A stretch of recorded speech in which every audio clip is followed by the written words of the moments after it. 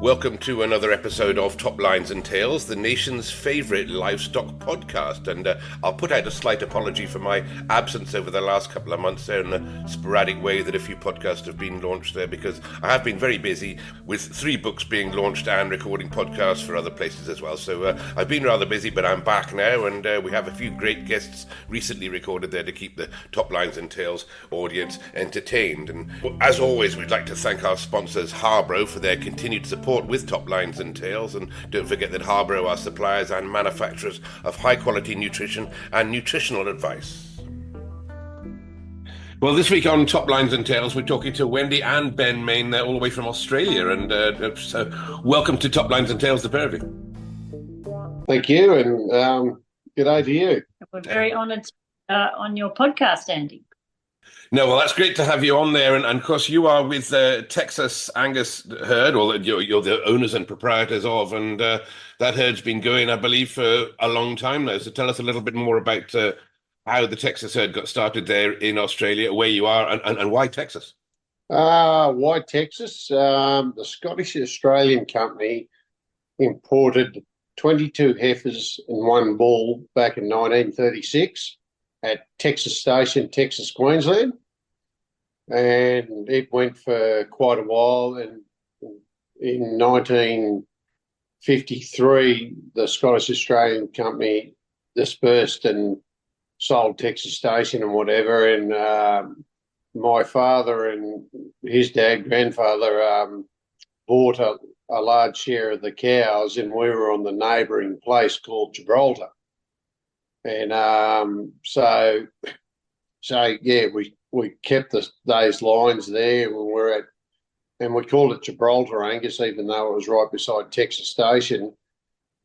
Anyway, it went on for years and years, and then in 1981, my father and his dad and his brother decided to split their ways, and it sort of dispersed, and the sale, and Dad purchased 36 cows with heifer calves, and was going to continue the stud and whatever. And then the old manager of Texas Station came down, and he was an old, I don't know how old he was, but he was well and truly his 80s, came down and gave the old Texas prefix back to Dad. That was in 1981, so we renamed it the Texas Angus stud. Okay.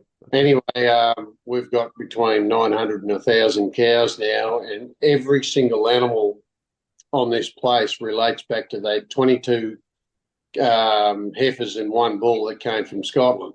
Wow. Okay. That's a great story in itself. And I will just explain to my listeners there, it's a little bit confusing this week because I'm actually off to Texas tomorrow in the USA to the Angus convention there. But of course, the Texas Angus you've got there, the Texas Station, nothing to do with Texas in the USA whatsoever, or not as far as the prefix is concerned.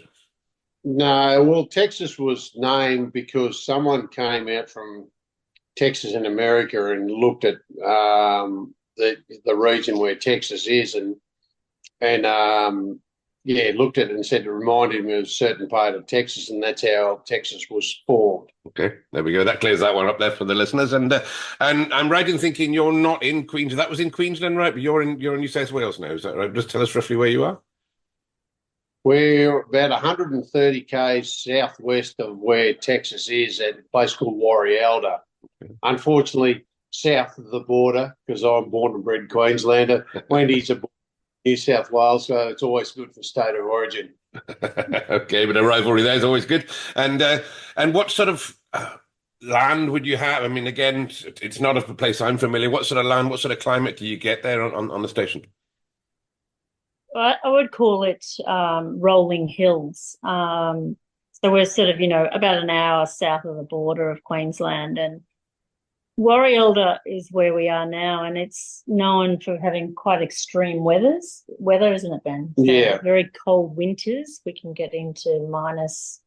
We're in that vicinity of having the biggest differential of temperatures in Australia, and like we've been, and this is an absolute extreme. It's been close, somewhere around about that minus 20, but that doesn't happen I think that's a freak of nature or whatever. Like a -10 is a cold night or whatever. But we also have, I think the hottest it's been is like 48 or 50 degrees. So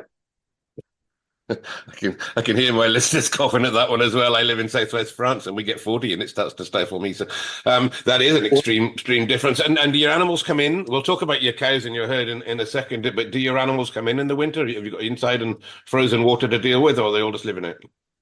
No, they all live out. We're not as extreme like Europe or North America. we never get in a situation where we've got ice over dams or anything like that. Like that temperature I was talking about is a one in 100 years that it comes around or whatever. Like it does get cold. Like we get -5s and 6s, and every now and then a -9 or 10 or whatever. But yeah, all the cattle live out in their paddocks. We do rotate around our places, the cattle and everything. But yeah, they've got to learn to live and adapt to whether it's winter or summer. Okay, that makes for a healthy environment. Something we seem to be lacking in UK and maybe not so much in Scotland. But these frosty nights, they clear all the bugs away and clear all the problems away. And we seem to be getting more and more problems with midges and various things here because we're not getting that frost. So that bit of frost through the winter helps you. And how long are they? Long winters?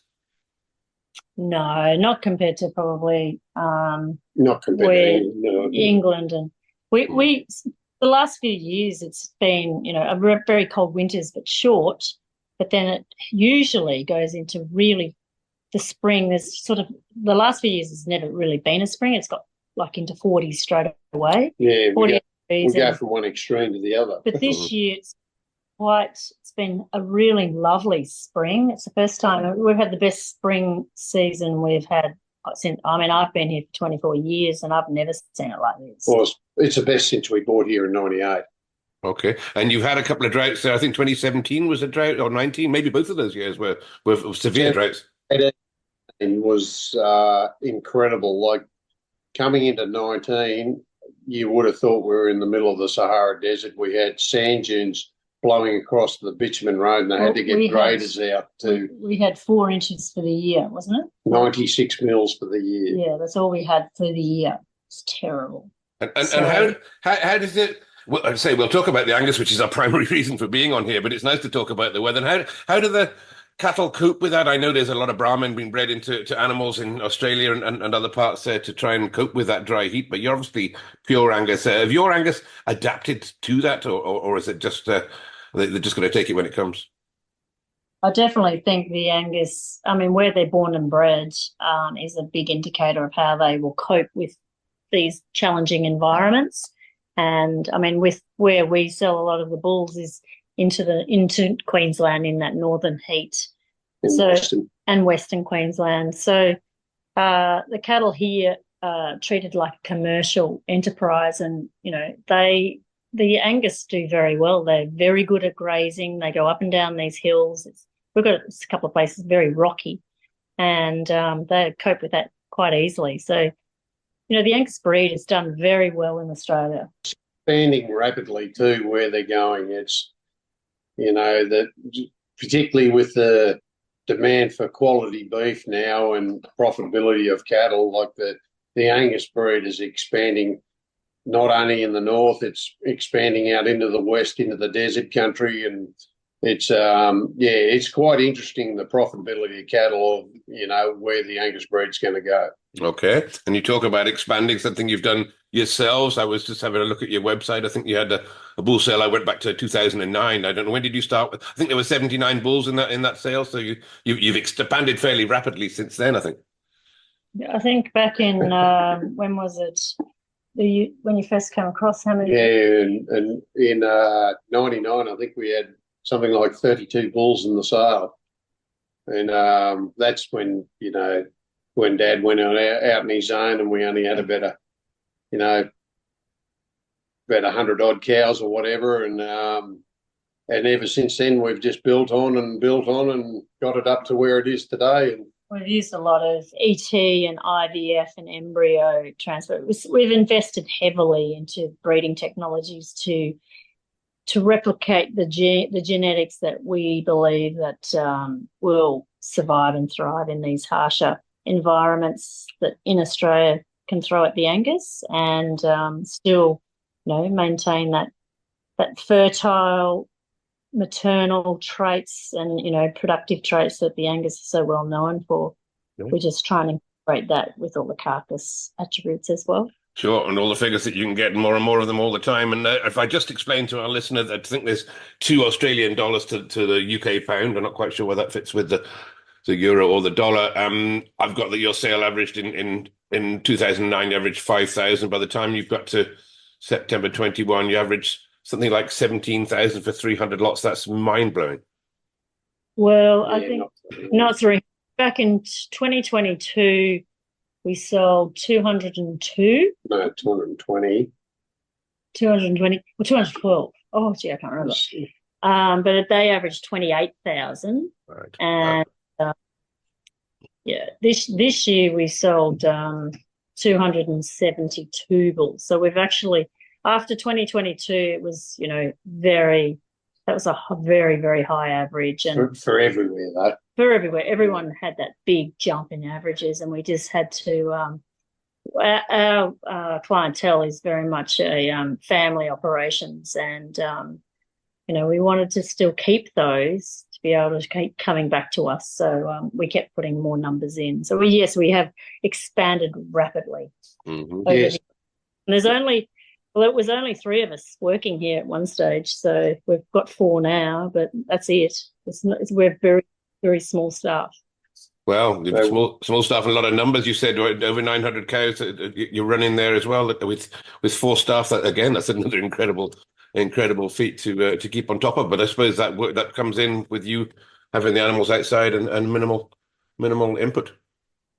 Yeah, we try and minimise our input costs, don't we? Oh yeah, in a big way. And it's Wendy and I and 2 staff, mm-hmm. and Wendy's out in the paddock just as much as I am. Like, we both come from a very similar background, and we're both very passionate about cattle, and we both AI. Ben preg tests. I probably do majority of the AI. Okay. We're in it. What we like to do is to be walking around the cows, just seeing them continuously, looking at them, just so we know that we're on the right track. And the other thing is we do a lot of carcass benchmarking. Yeah, like we put a lot of steers and heifers into carcass feeder trials, and that's to compare actual information to what our EBVs are, to get actual commercial reality of what's happening within the genetics in our maternal lines and what the Angus breed is doing, and we're benchmarking not only against the Angus breed, it's against all breeds and crosses. Okay. And it's an eye opener. Like, we've done it for over 10 years now, and it's captivating. Just whether it be in Queensland, New South Wales, or the Australian beef expo that happens every 4 years. It's a very interesting and very it's got so much information that relates back to commercial reality of how your cattle go. Yeah, absolutely. And how does, and obviously you work very closely with the EBVs and the figures that come through that side as well. I mean, how do the two of them marry up there? I've had this conversation with a few people. Is there a surprise sometimes where the figures match the carcass figures? Well, we find the genomics, I think, is I think the genomics, when you do the genomics, when they incorporate the 50K genomic testing in with the carcass, sort of matches. Like, I think that's quite relative, don't you think? Yeah. It's good to get, like, with all the data you get on with EBVs and genomics and everything, it's good to get the actual information to back it up, so you know where you lie within not only the breed, within the beef industry. When we look at, for our clients, and being a seed stock operation, we try and look at, we're not just breeding for the cow-calf producer. We believe we're breeding also for that backgrounder, the feedlotter, the processor, and then, the point of sale, and then consumer. All the way along, all those sectors of the beef industry has to make money. And as seed stock breeders, we believe that, it's very important that we don't forget that, and that we make sure that what we're breeding that will make profit. Those sectors will. It's not just about the cow calf producer; it's about the beef industry as a whole. That's a brilliant way to look at it. And we have this conversation with some of the breeders that we have on this program, and they say that the breed sometimes goes in fads, or it goes, especially America, goes a little bit extreme. And the show ring has a bit to do with that. Then you get involved in the show ring. No, Ben's dad did a lot in the 80s, didn't he, Ben? No, quite yeah. Like Dad, loved the show ring, and look, we liked it too, but we're too damn busy to get there. Both judging at shows and things like that. Yeah, but, both Wendy and I have judged a number of Royals shows throughout Australia, and we do believe there is a position for showing and stuff, because it's fantastic on phenotype and on the way cattle are presented, and the way they look and perform, but it's got to be in a whole holistic point of view. It's EBVs, it's carcass, it's presentation, it's phenotype, it's everything. It's it's basically balance of breeding, I think, is the most important thing for us. But one I should say to your listeners, Andy, is the World Angus Forum is coming to Australia next year. Are you aware of that? I'm very aware of it. Yes, very aware of it. Whether my wife will let me get there, I don't know. We actually want to go there to the rugby, to see the rugby. The British Lions are coming there as well later on in the year, so we're going to try and do all of those things if we can. So yes, very aware that it's coming there. And obviously, are you an integral part of that? Well, I'm actually on the organising committee for it, so it will be fantastic. So I just thought I'd put that out there for your listeners. I think it'll be a showcasing of, there'll be probably Australia's largest group of Angus in one spot, because they're going to do a sort of an expo before the forum, 2 days before. So I think it'll be a big eye opener for the international Angus breeders. Brilliant. And I haven't quite got onto your cattle just yet, but we'll just elaborate on that a little bit more there, Wendy, because, I will obviously do something for the forum later on, but those of you that are thinking of going or maybe contemplating going there, your listeners out there, that will just remind us where and when this is, Wendy, and just what they're going to find.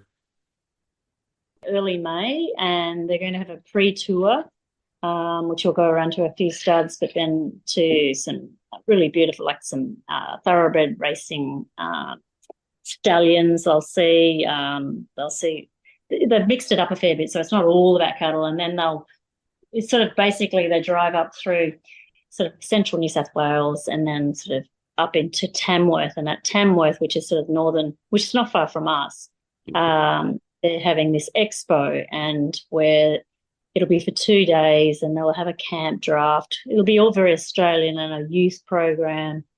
They are going to have they're hoping to get about 500 odd animals that'll be penned. There will be a lead section, but not much. It's more about getting all the members of Australia together if they want to showcase their cattle, so they can bring them, and they'll be put into a pen of 3, I think. And they will be penned up, and for people for viewing, for anyone who attends. And there'll be cocktail functions and dinners, and they're also even having a feeder carcass trial, which is pure Angus, which we will put a pen in, just one pen. We haven't got any left really from the year, but we could spare a couple. So there's all these sort of little events that they're having. And it's all on the webpage of the World Angus Forum in Australia. And then after that, you go after 2 days at Tamworth, then they'll continue on up into, and they'll go to another couple of Angus studs, and one of the oldest in Australia, which is Ball Blair. And then they will go up to Brisbane, where the forum will be for 2 days. And the theme is Beef for a Better Planet. Okay. And it will be showcasing Australian, and that's what you'll see at the expo. You'll see just a showcase of Australian Angus from throughout Australia. It'll be mostly from the eastern seaboard, but there'll be a lot of cattle there to be able to view, both red and blacks, and there'll be a lot of blacks. But yeah, and then when you go to the forum, they've got an incredible lineup of guest speakers, from around the world are coming, and it'll be heavily focused on, basically beef for a better planet. So there'll be, keynote speakers of economists, and they've got a John Sticker, I think his name is. He's the CAAB certified Angus from America. He's speaking. There's a number of speakers from around the world coming, and they'll be definitely speaking about methane and those sort of issues, covering off on those. And it'll be an event that is well worth coming to. There we go. That's brilliant. And as I said, I'm hoping to get there along myself. And you listeners out there, if you're thinking of going, I know I spoke to a couple of breeders recently who've already got their plane tickets booked. So get yourself in there and get yourself a couple of weeks there in Australia, and we'll see you there. And Wendy, let's just go back to your cattle. I mentioned, the I'd say a record average I think you had, or you mentioned in 2022, and you sold a bull called Texas Iceman, R725. For $225,000. That was a record, and a pretty impressive bull he was too. Yeah, Iceman, we love him with a passion. He's a bull that's come out of a very, very, very strong maternal line, particularly with Texas Angus. Both his mother and his grandmother have sold over $1 million worth of progeny, particularly bulls. Okay. And Iceman's been used widely, actually worldwide now. William McLaren sold a heifer the other day. I was very aware of that. I was at the sale when I saw it sold. So yes, and sold to Scotland, and then that one sold to Romania. So you're right. You're going global in Europe, certainly with that heifer. She made £18,000. And you mentioned, say, Iceman, the Undine family. Would I be right in saying that, Ben? That's be the strong family line that you've got there. The Undine family, yeah. Okay. Iceman's been used widely right across Australia, and this year in particular, he topped a number of sales right throughout Australia. So he's the poor fella, when he got sold, he was sold as a yearling. And he spent the first 3 years of his life in the AI centre, because every time that they went to take him, there was more demand. So after I think it was 3.5 years, it's the first time he's gone back to the place they bought him. Oh, well, poor fella, you're right, but not poor you, because they said $225,000 back then would have been a record, and then you've then gone in the last couple of years and then broke the record as well. I think, I don't quite know what the record is, but $360,000 for Texas Thunderstruck, and I think that's a record price for an animal, of a bull of all sorts outside the USA. Is that right? Yeah, of all breeds, it was phenomenal. And it was one of, just particularly of the way, it was when the Australia was going through an extraordinary dry time. The market was dropping and everything like that. And he was 12-month-old bull. Yes, he was a very nice bull, had good numbers to him, had a strong maternal background and everything. And we put a big number of bulls in the sale, and I was saying to Wendy, God, if this bull doesn't make 30 or 40,000, we're going to keep him. And I went in, and there was a number of studs after him, up to about 100, 150,000. But he started at $10,000. Yeah, that was the big one. His bid was 10,000. His next 5 bid were $2,000 bids. It was crazy. And we're going, God, 1,000. This will be amazing. Anyway, 10 minutes later, we're still in the ring, and it's just going up and up. And it was bizarre. Like, I was in the ring and looked up, and there was about 400 people at the sale. And when it got up over $200,000, you just looked up, and I reckon there was like 100 phone, videoing what was going on, and it just kept on going up, and it hit the record. Then it went to 300,000. It went up and up, and I just looked across at Wendy, and she was, in amazement, and I was just sitting there with this big smile. And it was. Something that we'll never experience again, I don't think. Probably, and treasured for the rest of our life. Oh, brilliant. Truly amazing. Brilliant, and absolute congratulations to you, as I said before we came on air. And just talk me through the breeding a little bit. The Iceman, I think, Pos Maverick, is he an American bull? Yes, he is. Yeah, And he's yeah. We were the only ones who could get the semen We had the sole rights to him. sole rights to him, and look, he was a bull that certainly injected this enormous carcass. Yeah, I went over when I was 25 to America, spent nearly a year over there, touring around all the Angus studs with a couple of mates of mine, and it wasn't all about cattle. We had a fair bit of fun too, but at 25. And then went back and, what would have that been? When 12, 14 years ago. And went back to Pos Angus Ranch with a couple of friends that are involved in, the AI industry and stuff like that. And when the same cow lines were at the Pos Angus Ranch were performing, we're at the top of the game of what I was when I was there and when I was 25 years of age. okay.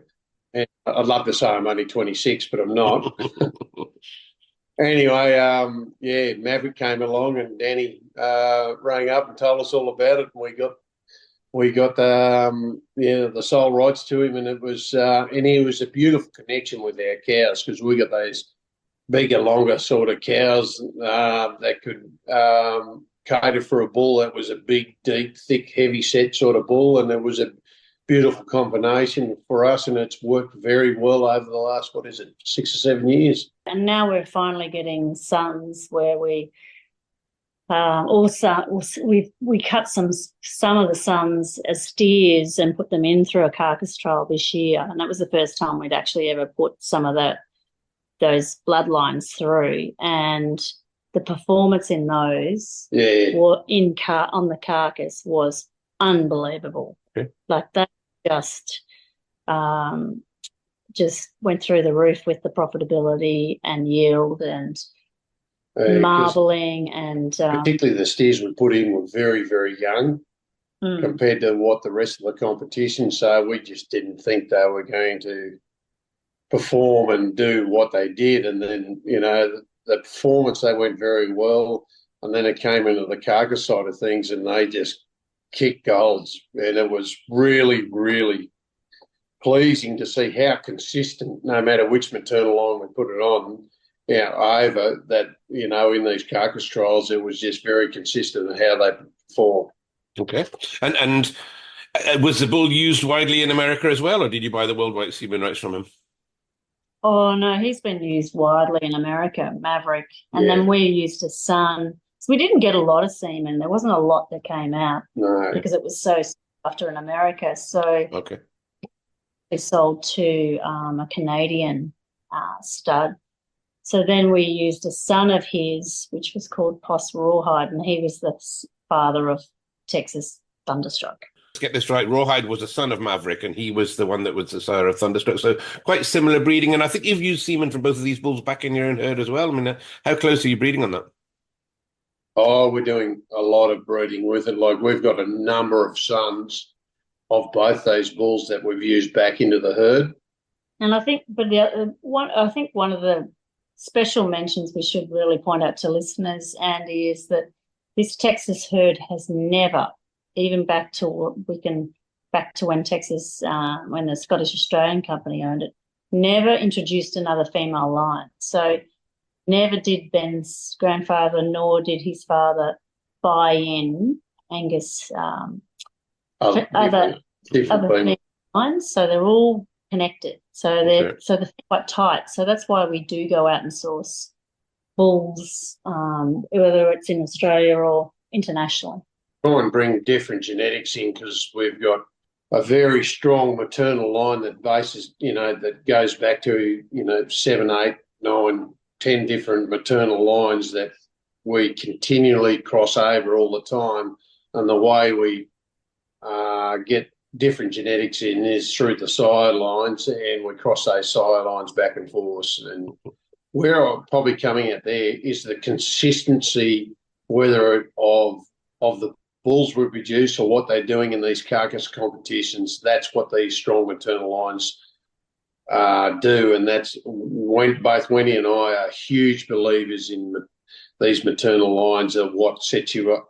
You can use a number of different bulls and they consistently produce a similar product. Yeah. The uniformity of them all, and you said the close breeding of them all, and 1,000 of them as well, which is pretty impressive. Just go back to the American genetics for me a little bit.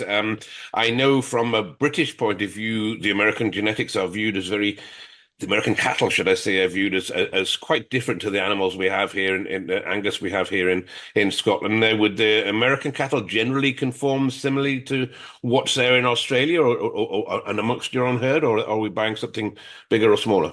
I think the American herd is moderated quite a bit in terms of, isn't it, Ben?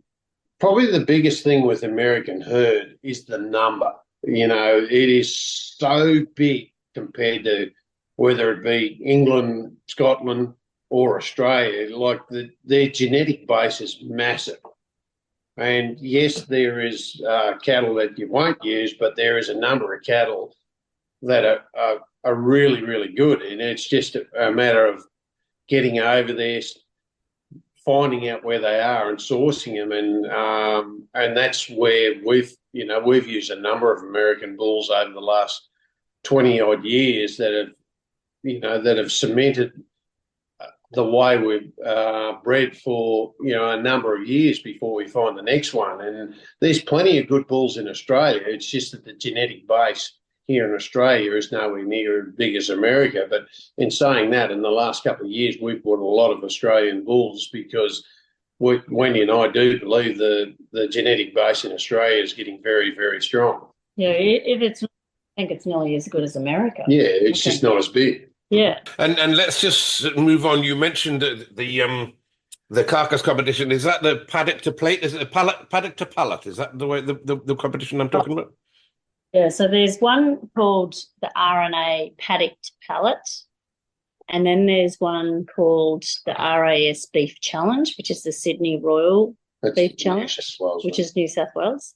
And then there's Beef Australia. So Beef Australia is like the biggest event for the Australian beef industry, which is held every 3 years. Yeah.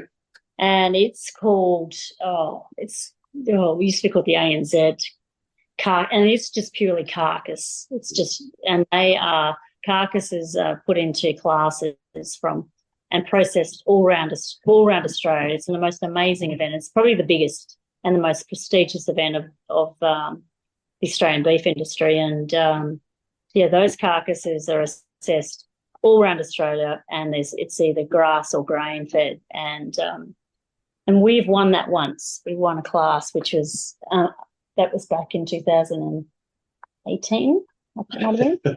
It was and that was and we'd only entered it. That was the first time we entered it, and we won the biggest class, and that was the most incredible surprise. But story to that one, there's a real story to that one. But and look, doing all these competitions now, we're getting clients saying how they are getting how much like weight gains in their cattle, 50 kilos. Yeah, 50 to 80 kilos more at weaning, and again at sort of 14 to 18 months.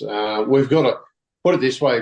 Now that we've done a lot of these carcass trials, we've got a lot of our clients here very interested in it as well, and a number of them are entering these competitions. And then we've also got some big pastoral family companies that assess all the genetics, whether it's our genetics or whether they've bought different breed or cattle from somewhere else. And it's really interesting, especially in some of those bigger operations that take their cattle right through to a beast that's cut up, and find out the profitability of their cattle. It's really intriguing, and it's very good to compare that sort of data to what EBVs and genomics are doing, because both Wendy and I strongly believe that no matter how much science, how many figures you put in, you've got to have the data to back it up, and that's what we've done for the last 10 or 12 years, and it's starting to show through. Okay, no, brilliant. And I mean, you probably won't be aware, but I've recently written the history of the Aberdeen Angus throughout the world, along with Tom Burke and Dr. Bob Hoke in the USA, and so we have covered some of that competition in that book that's out there and available online. Anybody wants one, I'm sure they probably know where it is. And just go back, you say to the carcass grading, what have you. I mean, there is one more influence that comes, of course, into putting a carcass out there, and that's the feeding regime. So, what I mean, you're obviously silage driven, I assume, there, and outdoor animals. Sort of, how does the feeding vary, maybe from different grades of carcasses, perhaps? So, well, see, Australia is very, well, 60, will it be 60% of cattle go through a feedlot? Pretty well. Yeah, you're within that regime anyway. I think, because, the further south you go, the temperate grasses are far more palatable and easier to fatten cattle, whereas the further north you go, the grasses become more lignified. So, if they have, and the seasons can be a little bit more sporadic. So feedlots in Australia are expanding, and they are expanding quite significantly. In a big way. Like in the last 5 or 6 years, the amount of feedlots that are opening up, trying to cater for certain markets is phenomenal, whether it's a 70-day or 100 or even, the long feed job. And it's becoming, it's all about efficiency and profitability, I suppose. And and the fastest way they can put on weight for some of these cattle, and a lot of them are crossbred cattle. But there is a lot of Angus in these feedlots, and that's where big Angus domination is happening. And that's why, because the Angus are, consistently producing a good carcass, and whether it's on grass or whether it's through the especially when you get clients coming through when they take it right through, and their Angus genetics with the progeny they bring through with carcass profitability at the end thing can be up to $300 or $400 more profitable than what the average is. That's where the biggest influence of where the Angus breed is going. Totally get that. Let's just go back to your own outfit there at home. Very much into your biodiversity, very much into your food sustainability, I believe. What measures have you taken there at Texas to sort of try and future-proof the way that the beef world is going? Well, I think 20 years ago, I mean, I know now that, it's quite, favourable to be talking about carbon and carbon's, increasing your carbon in your soil and that sort of thing. But 20 years ago, Ben and I, we just decided that we used to, put on a lot of chemically based fertilizers and, very conservative sort of farming and with the cattle. And we just decided that it just didn't seem right. And we met this fellow who was based in southern Victoria, and he talked to us about how just we had to change our mindset and look at there were other ways to improve your soil. If you improved your soil, everything else would work. Once your soil works for you, everything else would just flourish. And we just had to change our mindset. And so we did. We decided to go with this guy's advice, and he told us we started using this. It was sort of like a mineralized fertilizer. It's organic. I was out of the ground and started using it, and it certainly changed things slowly. It didn't happen overnight. No, it didn't happen overnight, but when it did happen, it was amazing. Like the efficiency of not only the cattle of pastures and everything of the health of just having improved. Things going naturally, like all the really good indicate. Well, one of the biggest eye openers for Wendy and I is we had some oat crops that it was a particularly wet year, so we took it through some for silage and some for hay, and the stuff we did for hay, it yielded incredibly. Another place down the road, which a fellow that does a lot of contracting, a very, very good farmer and whatever, his crop looked flasher than what ours did, and what ours ended up yielding more. But what the interesting thing was is when we put it out in the pens, we could put couple of bales of ours and a couple of bales of where we got this other hay from, which was our contractor, and whether it be the weaners or the bulls or whatever, they would eat every last leaf and stem of our hay before they touch the other. Right. And it came back the amount of nitrates and how tasty it was. And yeah, it was. We had more sugars. Yeah, more sugar, more metabolizable energy, and the cattle just loved it. And it didn't matter where we put it; it was the same every time. Right. But also, we're planting subtropical grasses to slow the water and increase our water infiltration, because Australia is a dry climate, and we've been through the worst drought in history, and so if we can slow when we get rain and it falls on the ground, and if we can capture it and just hold it in the soils, and we have contouring systems to try and slow the whole flow of water. We're trying to get the microbial activity of the soil as far down as we possibly can. And that's where we would be capturing carbon. We haven't done any soil testing, but we probably should have back in 2020. Not 2020, back in 2000 when we first sort of started. Yeah, because it's really, like, we've got country, particularly a red clay country, before we did it, if you're trying to whack in a steel post, it was like trying to whack it into cement.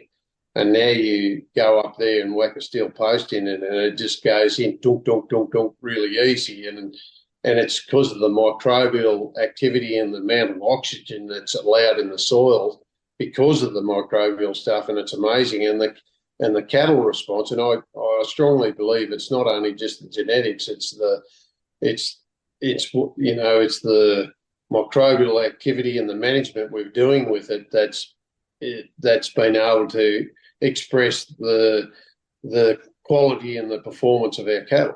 Brilliant, brilliant. Well, that certainly sounds like that's working anyway, and say 20 years in, and obviously still more to go on that one. And one more thing, just before we leave you there, you do something with regards to gap year students as well. Is that something you encourage them to come down and get a bit of experience with you? So, Wendy, tell us a little bit more about how that works, please. We started that about 3 years ago. We decided we've got an overseer, Hayden, who works with us, and it was just the three of us that were doing all this work. And when 2021, that's when we sold Iceman. We also had a female sale the following day. So we sold 300 lots in 24 hours, and it was just three of us. It nearly killed us. And then after that, I said to both Hayden and Ben, I said, how about we look at the idea of because we are very big into the youth. We really do want to support the youth, and they are, that's where our industry will head, is how it's important that we mentor these young ones coming through and make sure that we don't lose them to other industries. And so I said to them, how about we give an opportunity to one of these young people who've left school, want to have a gap year, that haven't had that opportunity of growing up in a seed stock operation. So we sort of select a person that's either done, it's okay, they're off a farm, but if they haven't been around, any sort of stud breeding, it's a really good opportunity to open their eyes in not only seed stock, but, a network, because we do have a lot of people who come through here. And so we decided that 3 years ago, and would you believe the boy that came here, Will, he's actually back here at the moment because he's come back to work for us for the next 2 months because he's on uni holidays. And so he came and worked for us, and he was here 2 years ago. And then we had a Swedish girl last year who was going to do biomedicine. She came from a Swedish pig farm. And but after her experience here, she's gone back to Sweden and is now doing agriculture and wants to run a pig farm. So, and then this year we've got another girl who comes from southern New South Wales from a sort of a cropping background, and she's off to do agribusiness at Armidale Uni. So our idea is to try and mentor and help these young ones and let them understand what the people that walk through over the years here, like who visit us, are many different people that from around the world, or whether they're from different industries, or there's lots of different contractors, and it just gives them exposure, and they get to go to some of these carcass field days, and they go to feedlots, and it's a good experience, I think, for them. And then they can just be beside Ben and I and watch us how we make decisions and how we breed. And they can watch all of that in the ET. So I think it's a unique way of helping these young ones in the industry. Brilliant. Well, we have a large young listener base on this podcast in Scotland, very much in Ireland as well. There, amongst the Angus breeders and these development programs that we have here. So I'm sure of those all listening there, if you look up Wendy and Ben and Texas Angus and drop them a line and see if they're needing anybody, or whether they can come in and gain a bit of experience there, I'm sure they'd be welcome. Would they, Wendy? More than welcome. Absolutely, we'd love to. Okay. Well, it's been very nice to speak to you, and as I said before, congratulations on holding that record there with Texas Thunderstruck at 360,000. And you said never again, but I'm sure you'll be chasing that one again shortly to next year with your next sale to be going forward still. And very much hope that I can meet you when we get to the Angus Forum later on, beginning of next year, middle of next year. That would be fantastic, Andy. Thank you very much. Thank you, Andy. Pleasure to talk. Thank you for listening to this week's episode of Top Lines and Tails, and as always, we'd like to thank our sponsors, Harbro, for their continued support. And as we get to the time of year where animals will start going into the house there's a whole load of requirements that your animals are going to need there. So talk to your local representative from Harbro and find out how they can help you with your nutritional requirements for all your cattle and sheep. And don't forget, you can drop into a Harbro store there to find a whole range of products from all sorts of things. And Harbro's network of stores covers the whole of country, from Cumbria, the north of England, right the way up through to the top end of Scotland there. So please pop into your Harbro store and find out how they can help you, and or look out Harbro on the internet or on social media. And of course, if you're on social media, don't forget to join the Top Lines and Tails Facebook community group there, where we'll find information and photographs to back up this and previous episodes.